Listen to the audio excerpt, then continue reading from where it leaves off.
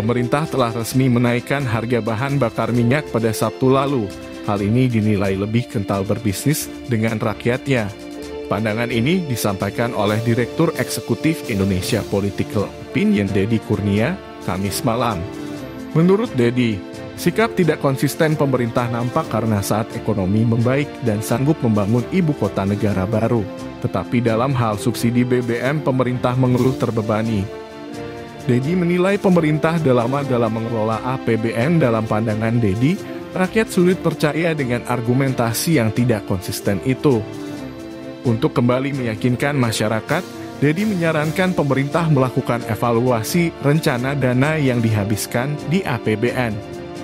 Dia juga berpendapat bahwa membatalkan kereta cepat jelas mubazir karena progres sudah lebih dari setengah jalan. Yang masih mungkin mengurungkan pembangunan IKN.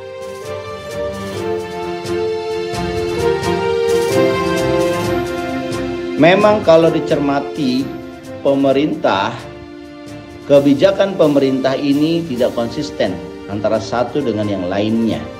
Di sisi lain, secara jor-joran membangun infrastruktur yang membebani negara secara masif, tapi minim benefit seperti IKN dan kereta api cepat. Tapi di sisi lain, untuk hal yang terkait dengan nasib rakyat seperti soal BBM ini, pemerintah mengeluh tentang beban APBN yang ditanggung untuk memenuhi subsidi. Publik menilai pemimpin saat ini tidak mempunyai kapasitas leadership yang cukup baik. Betapa tidak, pemerintah saat ini seperti tidak bisa memilah-milah mana kebijakan yang penting dan mendesak yang seharusnya jadi prioritas pertama.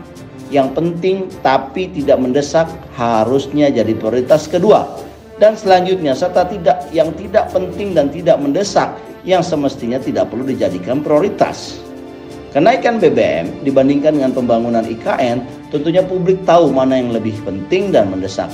Mumpung dampak yang ditimbulkan belum begitu jauh, maka kenaikan BBM ini harus dibatalkan.